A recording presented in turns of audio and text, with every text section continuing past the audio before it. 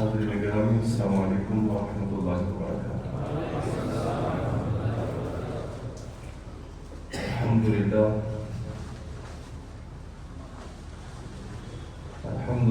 نحمده ونستعینه ونستغفره ونؤمن به ونتوکل علیہ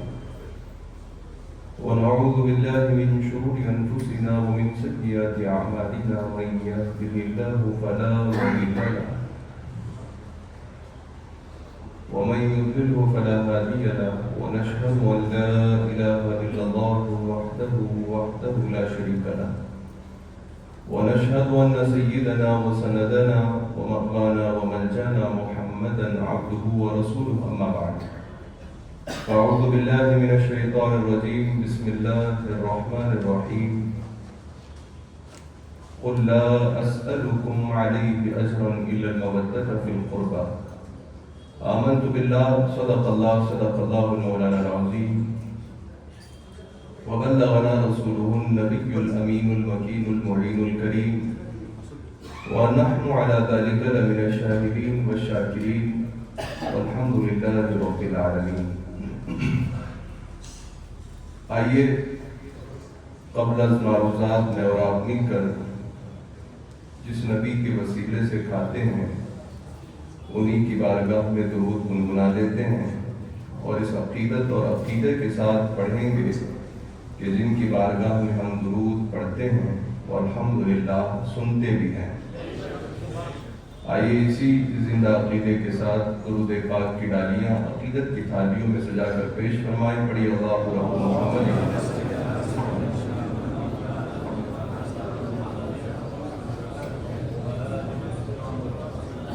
صلی اللہ علیہ وسلم، نحن عباد محمد صلی اللہ علیہ وسلم وعلی نبیہ وآلہ ابد الدہور وکرما۔ ایک بار اور نبی اور آل نبی پر درود پاک پڑھ لیں۔ اللہم صلی علی سیدنا مولانا محمد وعلی آلہ واصحاب سیدنا مولانا محمد وبارک وسلم۔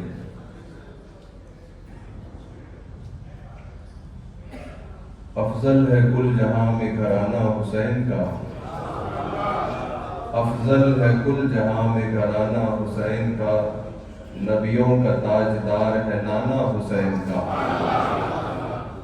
افضل ہے کل جہاں میں گھرانہ حسین کا، نبیوں کا تاجدار ہے نانا حسین کا۔ ایک پل کی تھی حکومت بس یزید کی، صدیاں حسین کی ہے زمانہ حسین کا، صدیاں حسین کی ہے زمانہ حسین کا۔ حاضرین گرامی، امام عشق و محبت کے مجرے بھائی علامہ حسن رضا کہتے ہیں، کس زبان سے ہو بیان عز و شان اہل بیت، کس زبان سے ہو بیان عز و شان اہل بیت، مدح گوئے مصطفیٰ ہے مدح خان اہل بیت، اور بے اجازت جن کے گھر جبرائیل آتے نہیں، بے اجازت جن کے گھر جبرائیل آتے نہیں، قدر والے جانتے ہیں قدر و شان اہل بیت، قدر والے جانتے ہیں قدر و شان اہل بیت۔ اور بے ادب گستاخ فرقے کو سنا دے اے حسن، یوں کہا کرتے ہیں سنی داستان اہل بیت۔ حاضرین گرامی، اللہ کے پیغمبر علیہ السلام کی اہل بیت کے متعلق قرآن عظیم میں ارشاد ہوتا ہے، جب سرور کائنات مکۃ المکرمہ سے ہجرت فرما کر مدینہ طیبہ تشریف لائے، آقا کونین علیہ السلام جلوہ گر ہیں، انصار و مہاجرین اپنے اپنے مواخات کے تئیں اپنی زندگی کے گزر بسر کے انتظامات پہ لگے ہوئے ہیں۔ کچھ وقت گزرا، صحابہ نے محسوس کیا کہ حضور تشریف لا چکے، اور دیکھا گیا کہ ایک لمبے وقت تک سرکار کے گھر سے چولہے کے جلنے کے آثار نہیں دکھائی دیتے، اور حضور پاک علیہ السلام کے پاس ظاہری طور پر ساز و سامان اور مال کی کثرت نظر نہیں آتی، تو کیوں نہ جس عظیم محسن نے ایمان اور ایقان اور اسلام کی دولت سے ہمارے سینوں کو منور کیا، ہم اپنے مال اور کچھ جمگھٹے سے حصہ لگا کر سرکار کو خوش کرنے کے لیے کچھ نظر پیش کر دیں۔ صحابہ کرام نے اپنے مال کے کچھ حصے جمع کیے، تمام صحابہ لے کر آستانے مصطفیٰ پر حاضر ہوئے۔ رسول گرامی وقار کی بارگاہ میں ٹھہر کر آستانے کے خدام نے عرض کیا، یا رسول اللہ، ہم اپنے مال سے تھوڑی بہت جمع پونجی لا کر کے آپ کی رضا کی خاطر، آپ کی خوشی کی خاطر یہ مال پیش کر رہے ہیں، سرکار اسے قبول فرما لیں اور ہماری حوصلہ افزائی فرما لیں۔ آپ ہمارے لیے رات و دن کوششیں کرتے ہیں، اللہ کی توحید کی طرف بلاتے ہیں، سینوں میں ایمان کا نور جگمگاتے ہیں۔ اے رسول ذی وقار، یہ ہم غلامانی آپ کے آستانے کے غلام اور خادم، ہماری طرف سے یہ بھیٹ اور یہ آپ کی بارگاہ میں نظر پیش ہے، اسے قبول فرما لے۔ سرکار ابو قرار علیہ السلام کو اللہ تعالیٰ نے سدرہ کے مکی جبریل امی کے ذریعے سے حکم دیا اور فرمایا، جا کر کے کہو محبوب سے پیغام پہنچا دو۔ رسول اللہ خود منع فرما رہے تھے، اتنے میں جناب جبریل آیت کریمہ لے کر اترے اور رسول اللہ کی بارگاہ میں کہنے لگے، آپ کا رب اے پیارے محمد صلی اللہ علیہ وسلم آپ سے کہتا ہے، آپ ان آئے ہوئے آستانے کے خادموں اور جاروں کشوں سے کہیے، قُلْ لَا أَسْأَلُكُمْ عَلَيْهِ أَجْرًا إِلَّا الْمَوَدَّةَ فِي الْقُرْبَى، میں اس توحید کے دعوت کے بدلے، اس تبلیغ کی انجام دہی کے بدلے، تمہارے لیے ایمان کا راستہ منور کرنے کے بدلے، اس تبلیغ کے بدلے کوئی اجر نہیں چاہتا، بس تم سے اتنا چاہتا ہوں کہ میری اہل بیت سے سچی محبت کرو، جو میرے قرابت دار ہیں ان سے تم اپنی قرابت داری سے زیادہ عزت دو، جو میرے گھر والے ہیں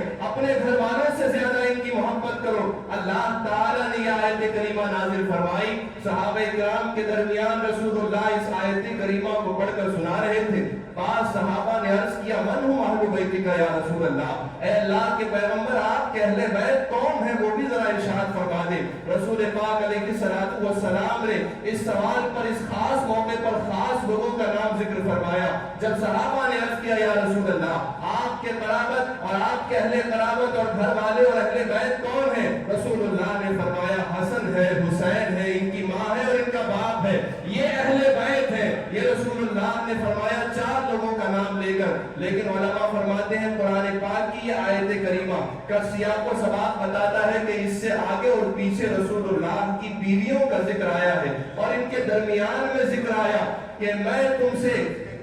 اپنی قرابت داری کی محبت چاہتا ہوں اور اپنے قرابت داروں کی محبت چاہتا ہوں۔ رسول پاک علیہ السلام کی ازواج مطہرات کے بارے میں علماء کا متفق فیصلہ ہے کہ اہل بیت میں صرف یہ 4 افراد شامل نہیں ہیں، معنی خاص کے لحاظ سے تو حسن و حسین و فاطمہ و علی شامل ہیں، لیکن معنی عام کے تحت اہل بیت میں سرکار کی بیویاں بھی آتی ہیں، سرکار کے فرزند بھی آتے ہیں، سرکار مصطفیٰ علیہ السلام کی دیگر بنات طیبات سیدہ رقیہ ام کلثوم زینب بھی آتی ہیں، اور ساتھ ہی ساتھ آل جعفر بھی اہل بیت میں شامل ہیں، آل عقیل بھی اہل بیت میں شامل ہیں، آل حارث بھی اہل بیت میں شامل ہیں، آل عباس بھی اہل بیت میں شامل ہیں، غرضے کہ جن کو رسول اللہ کی قرابت داری کی بنیاد پر صدقہ واجبہ حرام ہے، وہ تمام لوگ اہل بیت میں شامل ہیں، اور کیوں نہ شامل ہوں؟ جب سیدنا سرکار حسن مجتبی اہل بیت میں ہو سکتے ہیں تو کیا ان کی پیاری دادی خدیجۃ الکبریٰ اہل بیت میں شامل نہ ہوگی؟ جب سیدہ فاطمہ اہل بیت کے دامن میں آتی ہیں تو کیا ان کی والدہ ماجدہ خدیجۃ الکبریٰ اور ام المومنین کہلانے والی تمام مائیں اہل بیت میں شامل نہ ہوں گی؟ یہ 4 افراد ہی اہل بیت میں نہیں ہیں، یہ معنی خاص کے لحاظ سے اہل بیت میں ہے کہ رسول اللہ نے بار بار خاص معنی کے لحاظ سے، ایک مرتبہ تو رسول اللہ علیہ السلام کالی رنگ کی چادر اوڑھے نکلے ہوئے تھے، دن کا اجالا ہے، چمکتی شعائیں رسول اللہ کے اس مقدس چادر پر پڑ رہی تھی۔ رسول اللہ نے آغوش پھیلایا، سامنے حسن مجتبی آئے، آپ نے ہاتھ میں اٹھا لیا، چادر بند کر لی، کچھ دیر گزری، اس کے بعد حسین ابن علی تشریف لائے، چادر میں چھپا دیا، چادر بند کر لیا، کچھ دیر کے بعد سیدہ فاطمہ پیچھے آ کر ٹھہری، حضرت مولا کائنات تشریف لائے۔ جب یہ پورا قافلہ مکمل ہو گیا، اب رسول اللہ نے فرمایا، اے مولا یہ میری اہل بیت ہے، ان سے تو تمام دنیا کی گندگی عیوب و نقائص کو دور فرما کر انہیں پاکیزہ اور ستھرا بنا دے۔ ہؤلاء اہل بیتی، یہ 5 یہ 4 میرے اہل بیت میں سے ہیں۔ تو معنی خاص کے لحاظ سے تو حضرت علی، سیدہ فاطمہ، امام حسن و حسین، حسنین کریمین شامل ہیں۔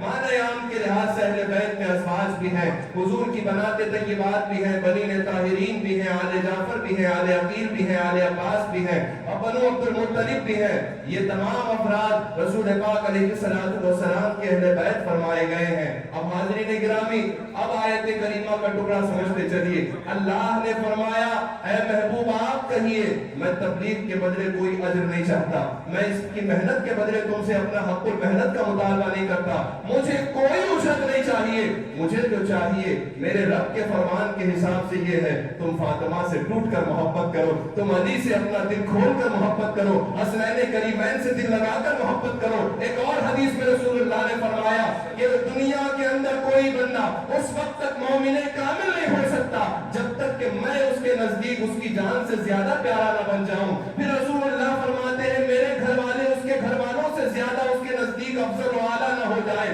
میری اہل قرابت اس کی اہل قرابت سے زیادہ اس کے نزدیک معزز و عظمت والے نہ بن جائے۔ حاضرین گرامی، اس سے ایک بات پتہ چلی قرآن پاک کی اس آیت کریمہ سے، رسول اللہ کے فرمان سے، کہ کوئی دنیا کا بندہ اہل بیت کی محبت کے بغیر پکا مومن و مسلمان ہو ہی نہیں سکتا۔ وہ اسی وقت مومن کامل کہلائے گا جب سینے میں حضرت علی کی محبت آئے گی، سیدہ فاطمہ کی محبت آئے گی، امام حسن مصطفیٰ سید الاسقیاء کی محبت آئے گی، امام حسین شہید ظلم و جفا، شہید کربلا سید الشہداء کی محبت آئے گی۔ حاضرین گرامی، ان احباب گرامی کی محبت آخر کیوں واجب کی گئی؟ اس وجہ سے کہ رسول اللہ علیہ السلام نے حدیث ثقلین میں فرمایا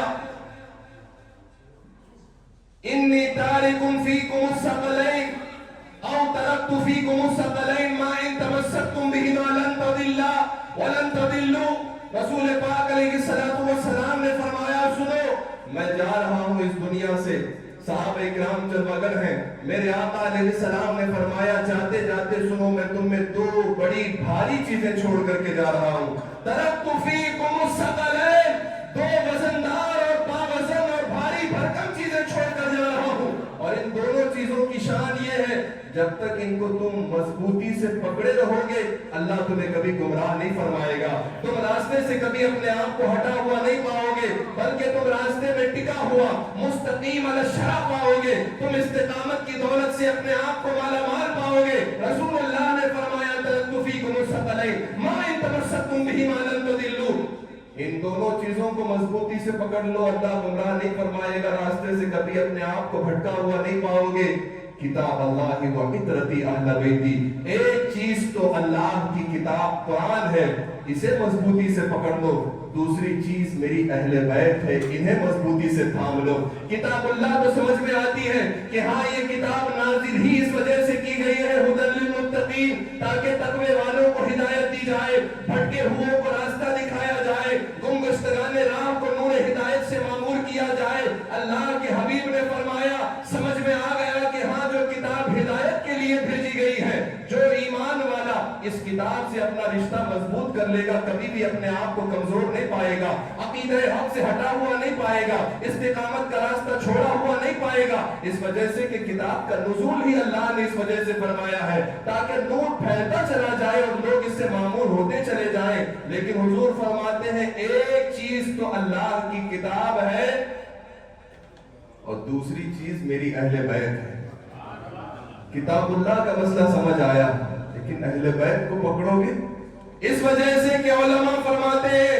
کتاب اللہ تو وہ ہے کہ جس کے اندر سارا دستور نظام حیات اللہ نے مرقوم فرما دیا، رب تبارک و تعالیٰ نے نازل فرما دیا، وہ ریٹن شکل میں پیغمبر اعظم کو دستور حیات، دستور شرع، دستور زندگی عقبہ کی جاویدانی کی سندیں دے دی گئی ہے۔ ایک تو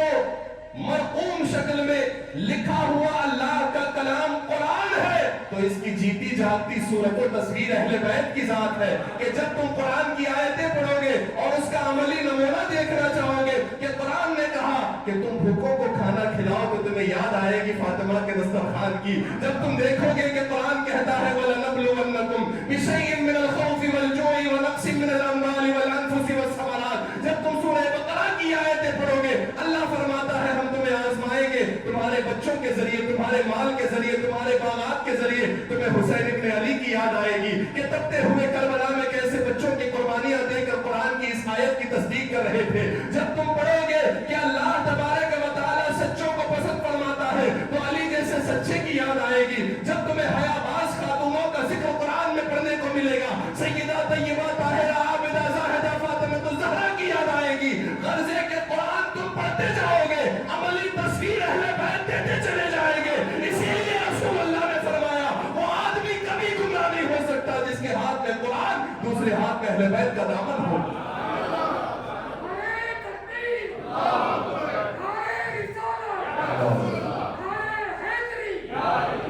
اہل بیت کی محبت اپنے سینے میں آدمی بسا لے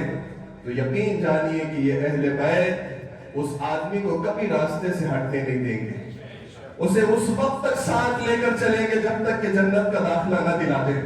اسے اس وقت تک اپنے دامن میں چھپا کے رکھیں گے جب تک کہ اللہ کی رحمت اسے اوڑھ نہ لے. اسے اس وقت تک اپنے دامن میں ڈھانپ کے رکھیں گے جب کہ جنت کے درختوں کے سایہ تک نہ پہنچا دیں. اس وجہ سے کہ میرے آقا نے فرمایا, سنو, جناب ابو سعید خدری کہتے ہیں, جناب ابو ذر کہتے ہیں, موجب طبرانی کی حدیث ہے, موجب اوسط کی حدیث ہے, جامع السنن جامع الحدیث کی حدیث کے اندر آیا, مستند کتاب ہے, رسول اللہ نے فرمایا, ابو ذر رضی اللہ تبارک و تعالیٰ عنہ کہتے ہیں, میں نے سنا پیغمبر اعظم فرماتے ہیں, مثل اہل بیتی کسفینۃ نوح من رکبھا نجا ومن تخلف عنہا غرق. میری اہل بیت کی مثال کشتی نوح کی طرح ہے, جو اس میں چڑھ گیا وہ کامیاب ہوا, جو چھوٹ گیا وہ غرق ہو گیا. جس طرح طوفان نوح آیا, 950 سال تک اللہ کا نبی لوگوں کو دعوت دیتا رہا, اے لوگوں آؤ اللہ کی توحید کی طرف, آؤ اللہ کی رحمتوں کے اجالوں کی طرف, چھوڑ دو بت پرستی کو, یہ شرک کے کاموں سے اپنے آپ کو دور کر لو. اور اللہ کے اس پیغمبر نے 950 سال کی دعوت دینے کے بعد جب دیکھا کہ کتنے لوگ مسلمان ہوئے تو دل کے اندر اللہ کی رحمت کی طرف دل لگنے لگا کہ مولا 1 سال نہیں, 10 سال نہیں, 100 سال نہیں, تو نے نوح کی عمر کو اتنی لمبی کر دیا, اب میں نے 950 سال تک تیرے بندوں کو تیری طرف بلایا, نتیجے میں کتنے لوگ مسلمان ہوئے, صرف 50. 950 سال کی محنت کے بعد جناب نوح کی صرف 50 لوگ مسلمان ہوئے. دل کے اندر خیالات پیدا ہونے لگے, اللہ کی رحمت کی طرف ہاتھ اٹھا کر اللہ کے نبی نے کہا, مولا اب ان کے سدھرنے کی کوئی سبیل اور کوئی راستہ نظر نہیں آتا, تو انہیں غرق کر دے, ان پر عذاب نازل کر دے. اللہ کے نبی کی دعا نکلنی تھی, دعائے غضب و جلال تھی. اللہ نے جناب نوح کو کہا, اے نوح تیاری کرو اپنے بچنے کی, جو تمہارے ماننے والے 50 ہیں ان کو بچانے کی, ساتھ ہی ساتھ جانوروں کا ہر ایک جوڑا اپنی کشتی پر سوار کرنے کے لیے جاؤ, ایک بڑی کشتی تیار کرو. کئی مہینوں کی محنت کے بعد بڑی تفصیل ہے, حضرت نوح علیہ السلام نے اللہ کے سکھائے ہوئے طریقے پر ایک کشتی تیار کی عالی شان. اس کے اندر جانور بھی موجود ہیں, انسان بھی موجود ہیں, چھوٹی چھوٹی چڑیاں بھی موجود ہیں, غرض ہے کہ چرند و پرند بھی ہیں, انسان بھی موجود ہیں, حضرت نوح بھی موجود ہے. طوفان آیا, طوفان آنے کے بعد وہ ایسا ہلاکت خیز طوفان تھا, دنیا کا کوئی ایسا حصہ اس وقت آبادی کا نہ بچا جو اس سیلاب سے اپنے آپ کو بچا سکا. سارے سیلاب کے تحت غرقاب ہو گئے, ڈوب کر فنا کے ذائقے چکھ چکے, لیکن بچا وہی جو جناب نوح کی کشتی میں آیا. اب جناب نوح کی کشتی میں آیا, طوفان بڑا ہلاکت خیز تھا, موجیں آسمان کو چھوتی ہوئے, ایسا خطرناک سیلاب, ایسا خطرناک طوفان جس کی تمثیل خود قرآن نے بیان کی ہے کہ جس کے تحت ساری دنیا کے اندر پانی پانی غرقاب ہو گئے, لوگ سارے منکرین خدا تو بالا ہو کر فنا کا ذائقہ چکھ چکے. صرف محفوظ وہ رہا کہ جس نے جناب نوح کی کشتی میں اپنے آپ کو سوار کیا. حاضرین گرامی, جناب نوح کی کشتی میں وہ لوگ انسانوں میں 50 میں آئے جن کا تعلق گھریلو اعتبار سے حضرت نوح کی رشتہ داری میں نہیں تھا. ایسے بھی لوگ آئے, وہ رشتے میں نہیں لگتے تھے, لیکن ایمان کا تعلق جناب نوح سے تھا کہ اس پیغمبر کے ہاتھوں ہم نے خدا کی توحید کا جام پیا ہے, ہدایت کا نور اپنے سینے میں معمور کیا ہے. وہ آ گئے, قرابت کچھ نہیں تھی, بچ گئے. لیکن حضرت نوح کی بیوی وہ کہنے لگی, آپ جائیے, میں نہیں چڑھوں گی. رشتہ داری ہے لیکن جناب نوح کی کشتی میں سوار نہیں ہو پائی اور اس نے انکار کر دیا مجھے آپ کے کشتی کی ضرورت نہیں ہے. طوفان آیا, رشتہ داری کی وجہ سے وہ بچ نہ پائی بلکہ وہ بھی اوروں کی طرح غرق ہو کر عذاب الہی میں گرفتار ہو گئی. نتیجہ یہ نکلا رشتہ داری اہم نہیں رکھتی, سب سے پہلے ایمان ہے. جو ایمان بچا لے کر رشتہ داری نبھائے گا اللہ اسے عزتیں دے گا. فاطمہ اسی وجہ سے ہے. میرے آقا نے فرمایا فاطمہ صرف اکیلی ایمان والی نہیں ہے بلکہ فاطمہ کے سینے کو اللہ نے اتنا ایمان کے خزانوں سے بھر دیا ہے جو اس سے محبت کرے گا اللہ اسے بھی جہنم سے آزاد فرما دے گا. یہ ایمان کی دھنی شخصیت کا نام سیدہ فاطمہ ہے اور مولا علی کے ایمان پہ تو کروڑوں جانیں مار دی جائے تو بھی کم ہے. بھلا اس کے ایمان کا کوئی اندازہ لگا سکتا ہے جو صحبا کے میدان میں ٹھہرا ہو اور ایمان کی طاقت کا یہ عالم ہو کہ آنکھوں سے آنسو چھل چھل ٹپک کر رخسار مصطفیٰ پر گرے اور میرے آقا کی آنکھیں کھلی اور پوچھا علی کس چیز نے رلایا؟ کہا یا رسول اللہ عصر کی نماز قضا ہو گئی. ایمان کی طاقت دیکھو, ساری دنیا کی نمازیں ہو چکی ہے, تنہا علی کے لیے رسول اللہ نے سورج پلٹا کر کہا اے علی یہ دنیا والوں کے لیے سورج نہیں نکلا ہے, صرف تیرے لیے آج سورج پلٹ کے آیا ہے. یہ ایمان کی طاقت ہے مولا علی کی. اور حسن مجتبیٰ کہ ایمان کا عالم تو یہ ہے کہ وہ حسن کہ جس کی ساری ذات سخاوت علامت اور حق کی نشان اور برہان بن کر دنیا میں قائم رہی, وہ حسن کے جس کے بارے میں رسول اللہ نے کہا تھا ان ھذا سید, یہ میرا بیٹا سردار ہے اور اللہ اس کے ہاتھوں پر مسلمانوں کے دو بڑے گروہ اور لشکر کو صلح کا تاج دے گا. نتیجہ آیا حسن مجتبیٰ نے خلافت 6 مہینے کے بعد امیر معاویہ کو دے کر کے دو بڑے گروہ کے درمیان صلح کرا دی. رسول اللہ کا وہ عظیم الشان شہزادہ جس کے ہاتھوں پر امت کی مصالحت ہوئی. اور پھر حضرت امام حسین کے ایمان اور ایقان کا انجام تو دیکھیے, وہ کیا ایمان کا شہسوار, وہ کیا ایمان کی پختگی کا دھنی, وہ کیا استقامت فی حب اللہ, استقامت فی حب رسول اللہ, استقامت فی سبیل اللہ کا لمبردار کہ جس کے اندر اللہ نے ایمان کا ایسا نور ناصب فرما دیا, استقامت کی ایسی شعاعیں ڈال دی ہے کہ 6 ماہ کا علی اصغر بھی اٹھا کر وہ یہی کہہ رہا ہے مولا تیری خوشی میں حسین راضی ہے. وہ جوان علی اکبر کے لاشے کو اٹھا کر کہہ رہا ہے مولا تیری خوشی میں علی اکبر کے لاشے کو اٹھا کر کے بھی حسین راضی ہے. خیموں میں زینب صغرا ہے, حضرت سیدہ سکینہ ہے, لیکن ان کی آہیں مجھے روک نہ پائیں گی مولا تیرے دین کی خاطر حسین اپنی جان بھی دے گا, تیری رضا اسی میں ہے تو حسین بھی اسی میں راضی ہے. بھلا اس کے ایمان اور استقامت حب اللہ و حب رسول اللہ کا کوئی اندازہ لگا سکتا ہے؟ یہ ایمان کی دولت تھی جو اہل بیت کو اتنی عزتیں دے کر گئی, اور اس ایمان کی دولت کے ساتھ پھر رسول اللہ کی محبت جو ملی, پھر رسول اللہ کی گھرانے کی عزت و تکریم جو ملی, اس نے 4 چاند لگا دیے, نور علی نور کر دیا. پھر یہ سارا گھرانہ نہ صرف گھرانہ بنا بلکہ پوری دنیا کے لیے مرکز ایمان اور عقیدت بن گیا, مرکز تبلیغ اسلام بن گیا, مرکز ارشاد و ہدایت بن گیا. اللہ کے عظیم پیغمبر علیہ الصلوۃ والسلام نے فرمایا من رکبها نجا ومن تخلف عنها غرق. حضور فرماتے ہیں اہل بیت کی مثال اس کشتی کی طرح ہے جو چڑھ گیا وہ کامیاب ہے, اور جو اس محبت کو چھوڑ گیا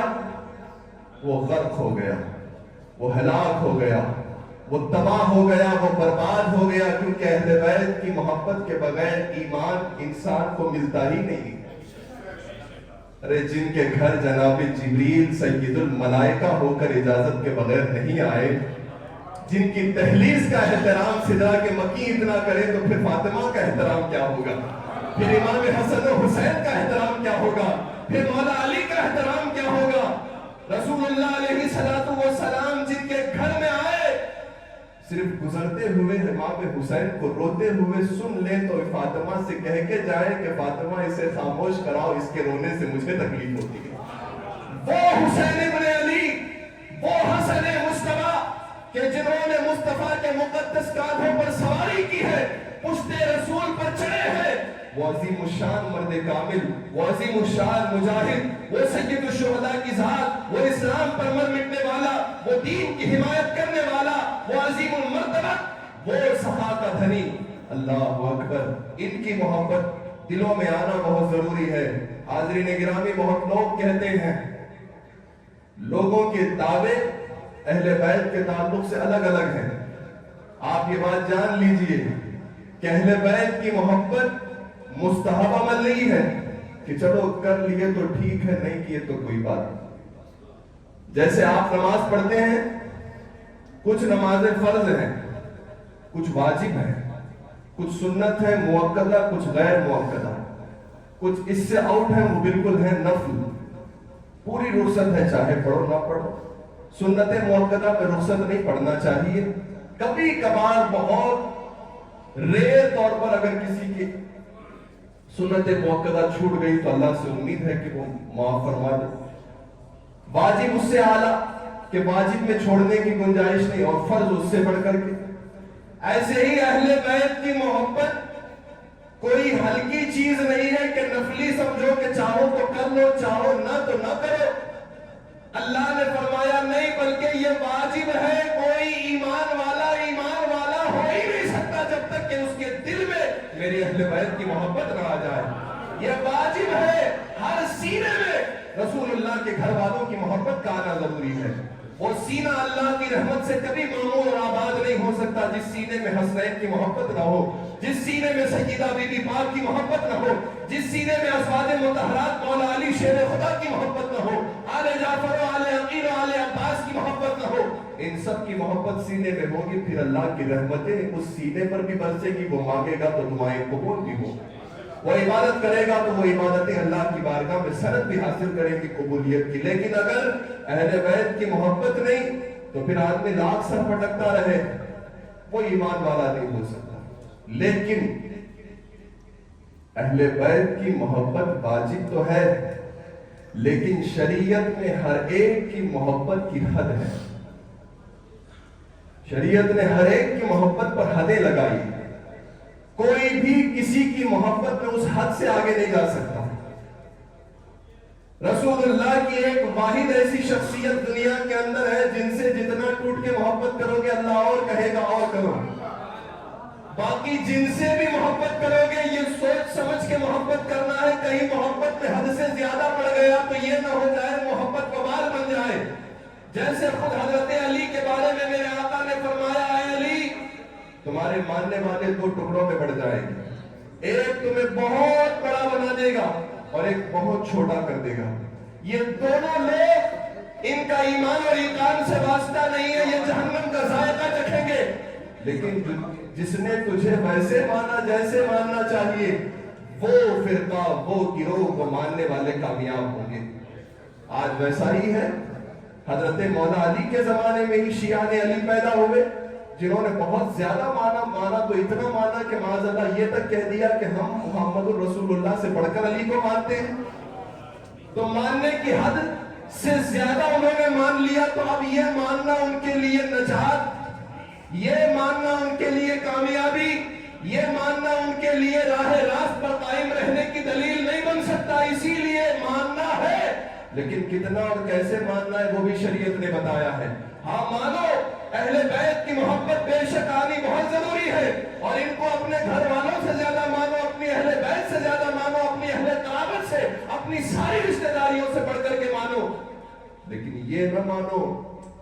کہ حضرت مولائے کائنات حضور سے آگے ہیں، سیدہ فاطمہ الزہرا ازواج مطہرات یہ تمام تر ایسی ہیں جو معاذ اللہ نبیوں سے بڑھ کر کے ہیں۔ اس وجہ سے کہ بعض ایسے بھی اشعار لوگوں کی اہل بیت میں پڑھنے کو ملتے ہیں کہ جنہوں نے سیدہ فاطمہ کو انبیاء سے بڑھ کر کہا، مولائے کائنات کو نبیوں سے بڑھ کر کہا، حسنین کریمین کو نہ جانے کون کون سے القابات دے دیے جو انبیاء کے لیول کے تھے۔ اسی لیے شریعت نے ہر چیز کا درجہ مقرر فرما دیا، جو جس درجے کا ہے اسے وہیں پر مانو۔ بے شک اہل بیت رسول اللہ کی ہماری جان سے زیادہ عزیز ہیں، لیکن نبیوں کا مقام اپنی جگہ ہے، رسولوں کا مقام اپنی جگہ ہے، پیغمبروں کی عزت اپنی جگہ ہے، ایسے ہی صحابہ کا مقام اپنی جگہ ہے۔ حاضرین گرامی، اہل بیت کرام کی محبت کے بغیر دنیا میں انسان کو نجات نہیں مل سکتی۔ اللہ کے حبیب نے جب فرما دیا کہ وہ آدمی جو اہل بیت کو پکڑا رہے گا وہ فتنوں کے دور میں بھی اپنے آپ کو کامیاب پائے گا، تو پھر بنا بتاؤ جب اہل بیت سے سچی محبت کوئی کر لے تو وہ کیسے گمراہ ہو سکتا ہے؟ لیکن سچی محبت ہونی ضروری ہے۔ محبت اگر اپنی اختراعی ہے، اپنی نکالی ہوئی محبت ہے، جو محبت ایک مہینے تک سمٹی ہوئی ہوتی ہے کہ ہاتھ میں علم लाल पीले काले नीले हरे रंग के पट्टे लगाकर आदमी बाजारों गश्त गश्त करके निकले,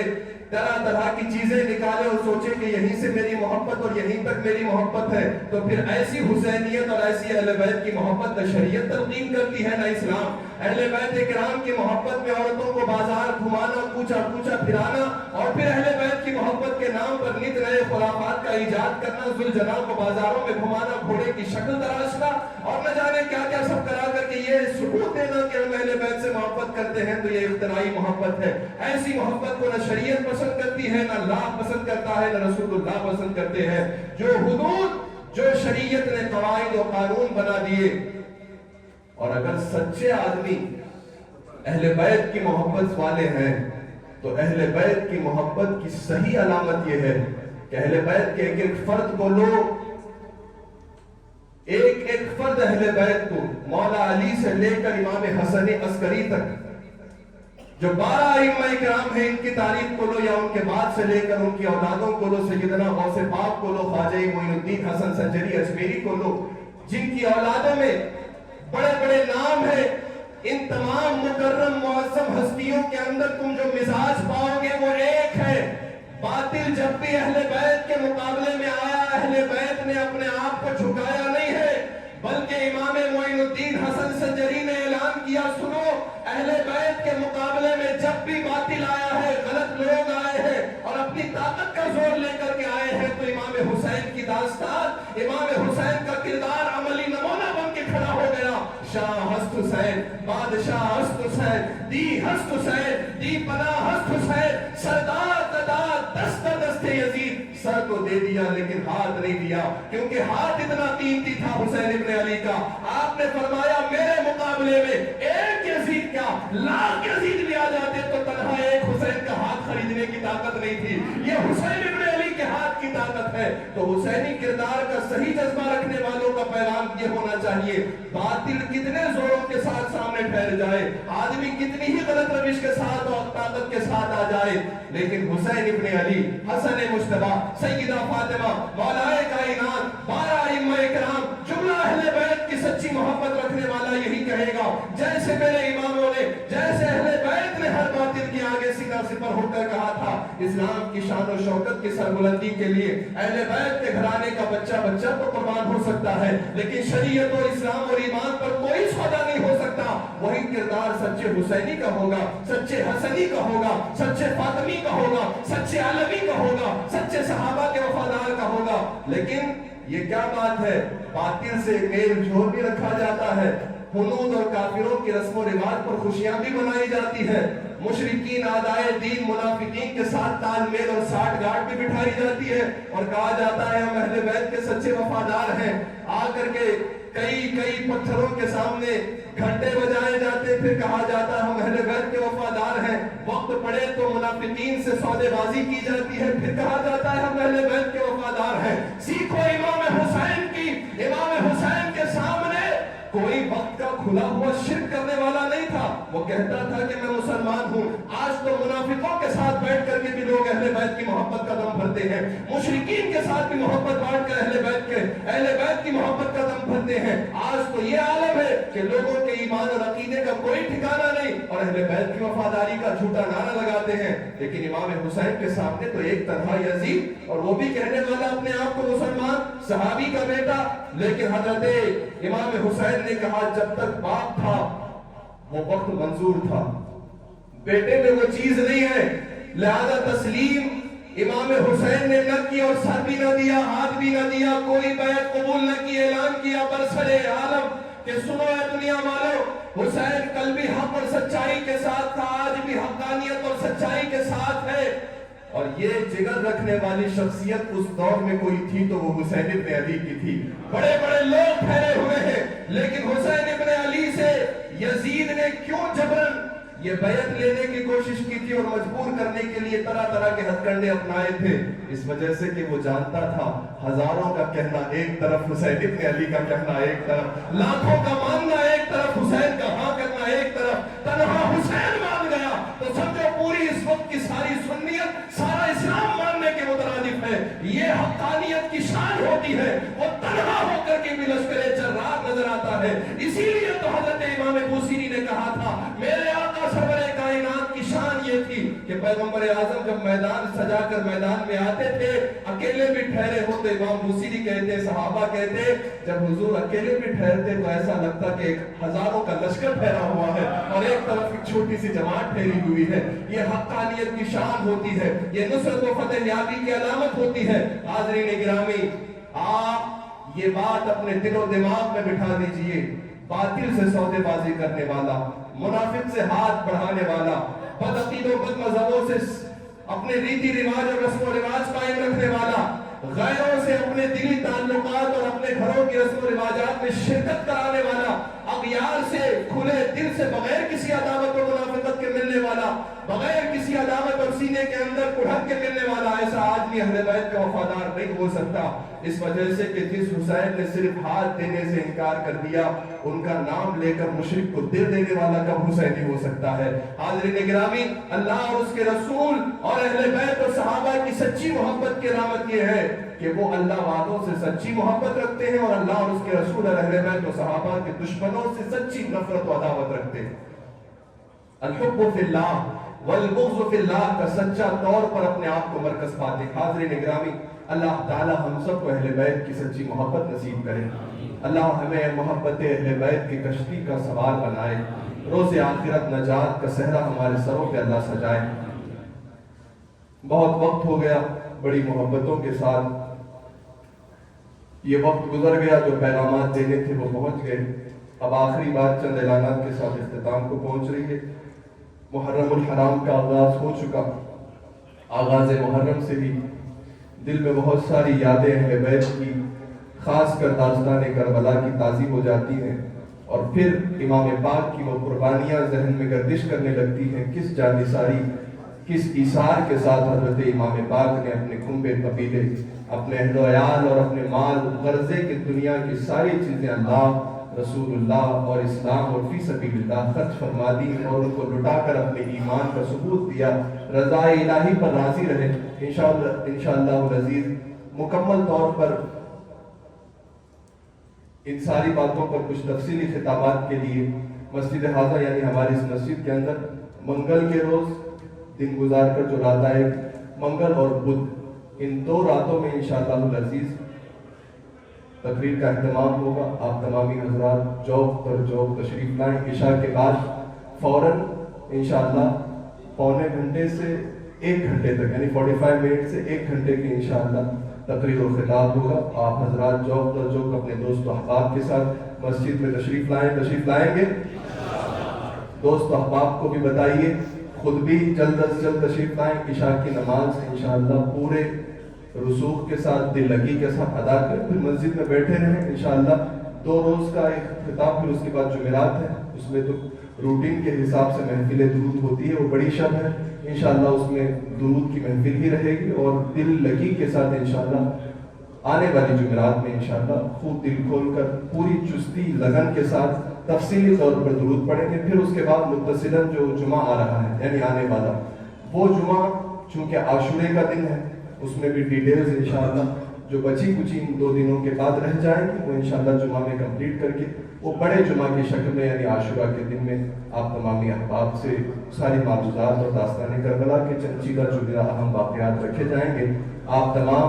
पूरे हौसले, पूरी हिम्मत, पूरी मोहब्बत और लगन के साथ जैसे आते हैं वैसे आएँ, दूसरों तक ये पैगाम पहुँचाएँ। जिनको बात मालूम पड़ गई उनको मालूम है, जो ना आ सके, जो अहबाब नहीं जानते हैं, इंशाअल्लाह यहाँ हमारे स्क्रीन पर भी कंटिन्यू शो होता रहेगा वो 2 दिनों के हवाले से। उसके बाद आप अपने तौर पर अपने दोस्तों अहबाब को ज़्यादा से ज़्यादा दीन की तरफ माइल करने, दावत इल खैर की नीयत से लेकर के आए। अल्लाह ताला हम सबको कहने सुनने से ज़्यादा अमल करने की तौफीक अता फरमाए और अल्लाह हम सब की ज़िंदगियों में अहले बैत की मोहब्बत को रासिख फरमाए। वमा तौफीक़ी इल्ला बिल्लाह व आखिरु दावाना अनिल हम्दुलिल्लाह। जिन्होंने सुन्नतें नादा की वो सुन्नतें अदा